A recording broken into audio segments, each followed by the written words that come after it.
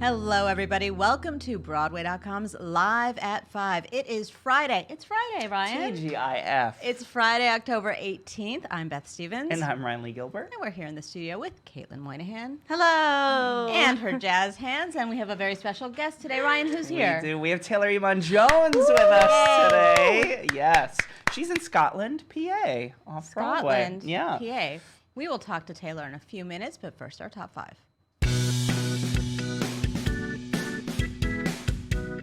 We're going to learn if all the Brits can. Yes, I'm sure they can. We're talking about Moulin Rouge, of course. So it is going to be opening in London's West End in the spring of 2021. It is already a huge hit over here, of course. Also, they've already announced they're going on road across the country here in this country. I think they're going to Chicago and New Orleans, but now they're going to London. The show will begin at the Piccadilly Theatre on the West End in March of 2021. This, of course, will be the musical's UK premiere. Guys, that's all we know. We don't know anything else yet. We don't know when. Far away. I mean, it does, right? It's like not. there's It's not really not that far away. These things happen faster than you even know.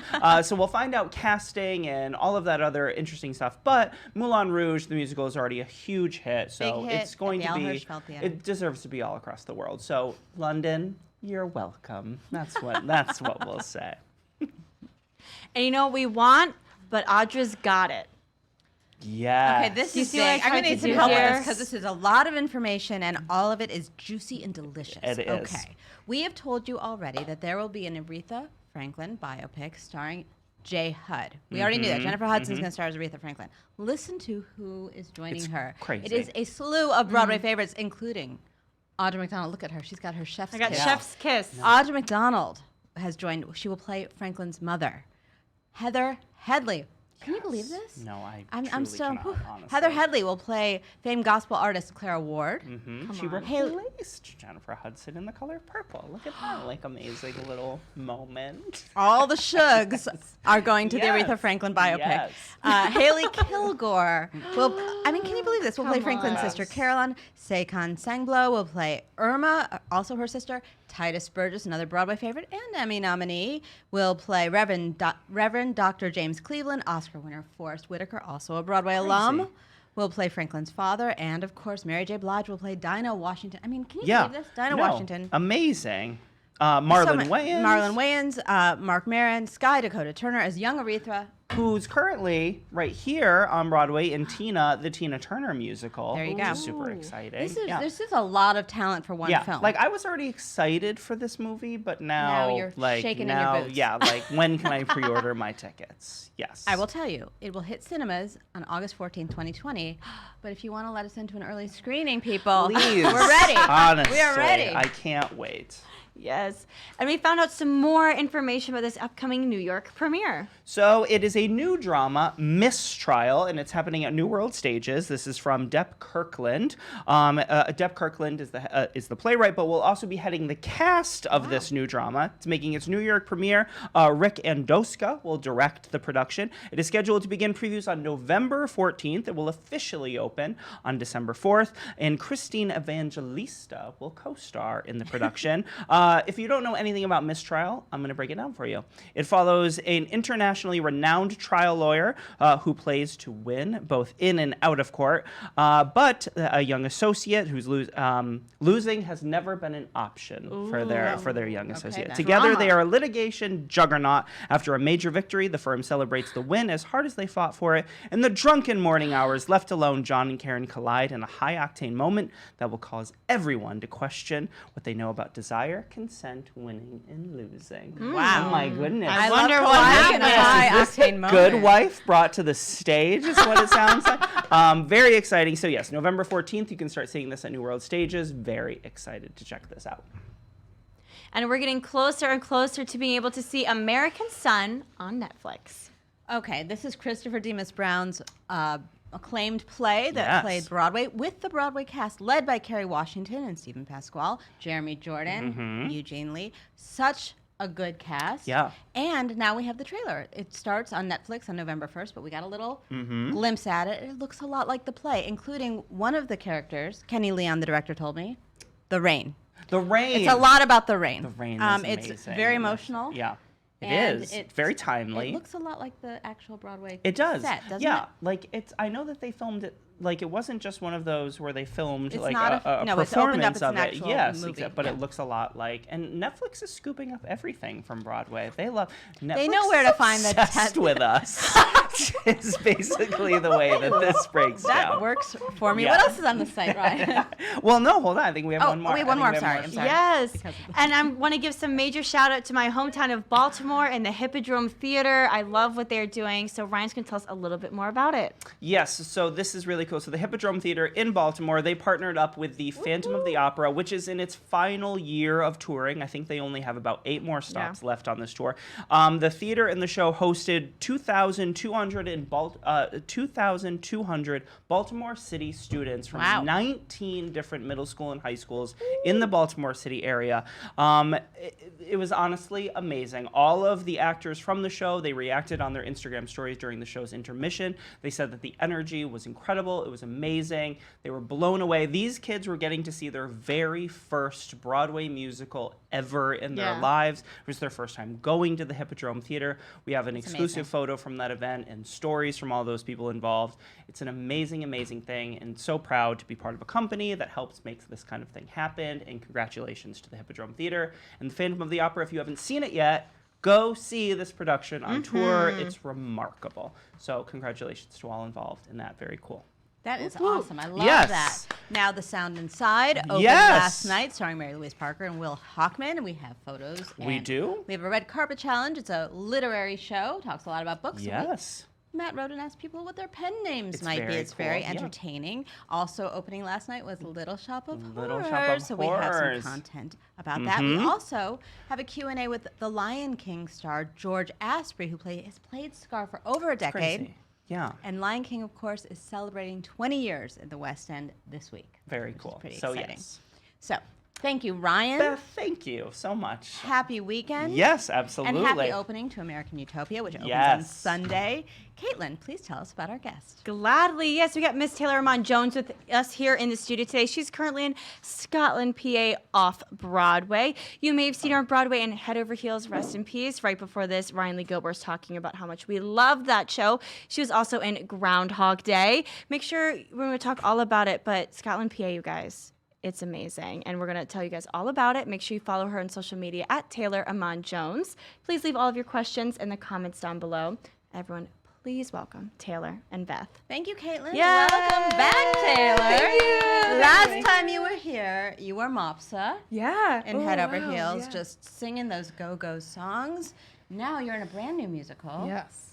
based on a movie based Yes. on Macbeth. Yes. Am I saying it right? Am I Yes. correct me when I go off the rails. Right. And you play a version of Lady M herself. I do. So tell me about the show, because this is a new show. Not everyone has seen it. Right. So as you said, it's based off Macbeth. So you have your witches. You have a couple who's kind of willing to go too far to get what Little they greedy? want. Little greedy, maybe. A little ambitious. I think options are hard, so you make a choice. Hard choices. But it's set in 1975 in kind of a parallel universe where McDonald's doesn't exist or fast food really doesn't exist. And so Macbeth, Ryan played by McCartan. Ryan McCartan, is inventing the double burger and the drive-through, and he keeps trying to pitch it to his boss. His boss shoots him down. I've had enough of it, so I take matters into our own hands to push us forward. Because it's set at a burger joint. Mm-hmm. Now, Macbeth is set in a castle. This is a little bit different. And because it's 1975, that era is infusing everything, your costumes, your music. Tell me about some of those inspirations. There's lots of bell bottoms, go. which is really fun.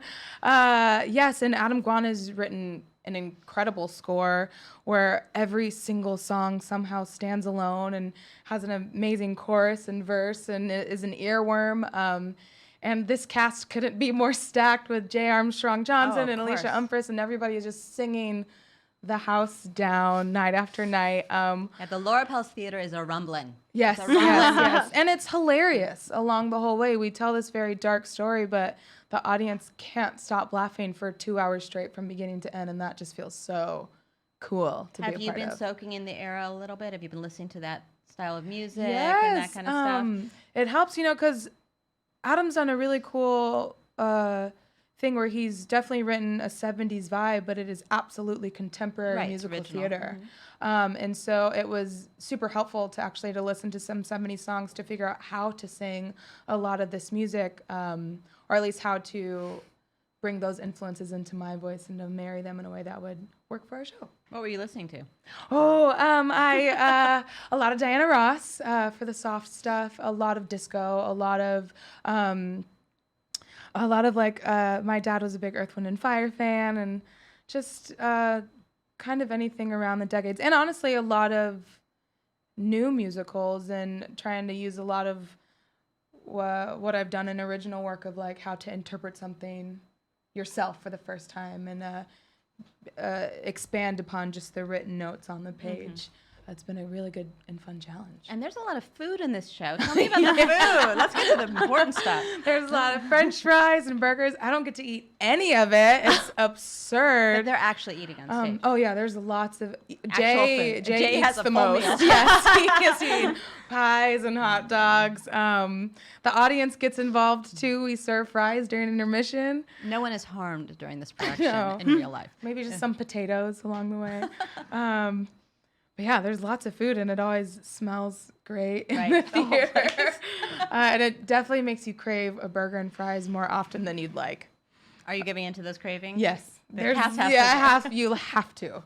You have to. Now you're working with Lonnie Price as Yes. your director. Yes. Which is you've worked with some amazing directors since you came to New York from the Bay Area. You have just like you worked with Matthew Warchus and Michael Mayer, and now you're working with the Lonnie Price. Yeah. So tell me about that experience. Oh, he is so special. Like he comes with just decades and centuries of knowledge of He's not that old. theater. No, he's not that old, but his mind has done so much and has worked across every medium there is. And so he works very specifically, but allows you to really bring whatever you need. He's always open for conversation and always has an answer for you when you need it. It's been really lovely to work with him. He meets you at your level and encourages you to work and learn. I can't wait to work with him more and more in the future. It's been really, really special. Do you guys ever say the word Macbeth in the theater, or are you all saying the Scottish play? What's going on with those? Tell me about the superstitions around this show. I think in the beginning we felt that, we're doing the show, so we could say it, but then we're in a no more zone now. Making a new musical is hard on its own, but just like every time you get a little paper cut or something, you're like, yeah, guys, we got to stop. So we're back to the Scottish play. We are the Macbeths, M-C-B-E-T-H. Not M-A-C. So we say that in our show, and we feel safe there, but we are to the Scottish play and just got to respect your space, man. Theater is sacred, and you got to be good to yourself and to the superstition of it all. Yeah, the The tradition. tradition of it all. Thank you. Yeah. Yes. All right, I know you guys have lots of questions It's for true. Taylor. So I will Caitlin, take it tell us away. what the people are asking. Yes. So Billy wants to know that the three of your most recent works are all like new musicals. How does that feel like for you to, as an actor, to be able to kind of help usher in these like brand new original musicals? It's wild. Honestly, it feels. I feel incredibly lucky to get to create in such a way. I coming from more of a regional area where I didn't go to college, but I just performed in my space. I was used to doing like whatever was in the canon of right. So I've had to push myself way out of my comfort zone and trust a lot of different types of processes that I've never done before. And it's been really opening for me, and it feels cool to. I feel like I'm coming into my own more these days, but I know that's thanks to these types of opportunities where I've had to create new stuff. Well, actually, tell us a little bit about your story, because you came to New York and then you almost immediately got a job. This is not true for everybody. Oh yeah, I moved here 3 years ago on September 8th. Mark your from calendar. from the Bay Area, California, a little town named Fairfield. And I got really lucky. I moved here in September, and December, Groundhog Day was having auditions. and they needed a very specific track. I auditioned. I've told this story before, but I went through a few rounds of callbacks, my last one being a 2-hour dance call all by myself, just me and the associate choreographer. And then I got a phone call that said, thank you, no thank you, we're going to move on. And then I got another phone call a week later that was like, just kidding, you're in. So I don't know really what happened between one week and another, but you never know. You truly just never, ever know. And then, yeah, it was great because I got to put in my 1 month at 5 Napkin Burger and start the You show. worked at a burger joint. Hold on. I did. Now it's all. You just blew Caitlin's mind. Blew my mind. Tell us about the burger joint and the bloody burger joint. That's what I want to know. Absolutely worked at 5 Napkin Burger on 84th and Broadway. So they're delicious. Their burgers are absolutely really great, and their fries are too. And I loved it. So are you calling on that now? It's I do, because like my whole first song is about a town that that just hasn't changed in forever, and that is exactly where I'm from. Like the same McDonald's, the same Taco Bell, the In-N-Out, like the Rayleighs, they're all in the same place my entire life, and I knew like what it meant for me to get out of there, so I used that, and I've worked every odd job customer service there is, so I definitely know how to like the wanting to get out of that. So you identify with ambition. Oh yeah. What's your character's name? Pat? Pat. Yeah. Pat Macbeth. Pat Macbeth, not yes. Matt. Mick. Yeah. I like love Mickey, that. Mickey Beths. There we go. I love that. So Brian wants to know, is there anything you brought from Arcadia to Scotland, in the sense that they're both very modern adaptations of a very old tale? Ooh. I like that. Wow, I do like that. I will say, yeah, I mean, actually, they both have really deep ties into Shakespeare, because Head Over Heels was in verse, and Scotland, PA is based off the Scottish play. So reading those materials were really helpful and really informative.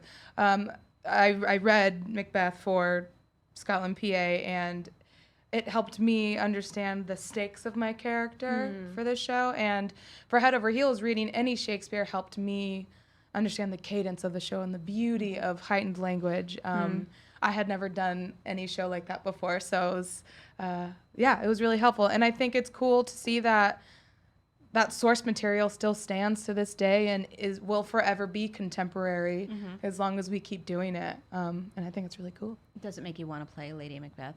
Oh yeah. I think you're ready. Oh yeah. I don't it's still I don't know if I'm ready, but yes. Ooh, She did not hesitate. She did not hesitate. I love that. So Janie wants to know if there's anything, should people be rating the Scottish play before they come see Scotland, PA, or is it okay for them to just kind of walk in? fresh? What should they expect when they come to see the show? Expect to laugh a lot. Expect to laugh. Expect to hear great music, and it's a dark comedy. So expect the unexpected. Truly, read You the don't play. need to see Shakespeare. No, or I was anything, gonna say but- you read the play if you want. There may be a few lines here or there that you'd be like, oh. But otherwise, no. I've had friends. We have had high school groups who are studying the play right now come and love it. I've had friends who are like, I've never read it, never seen the movie, but I loved the play. So I think it works across the board. They did a very good job of giving you what you're looking for if you know the material, but also if you have no background of it, you're gonna have a great time. Cool.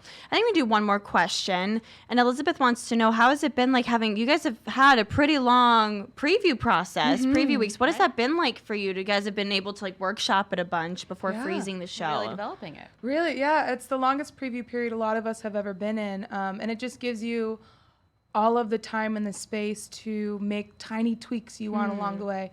I've heard a lot of writers, music writers, playwriters say, your material is done when you have to turn it in. You could keep tweaking something forever and ever and ever because you're going to find things you want to change or just something different or something new.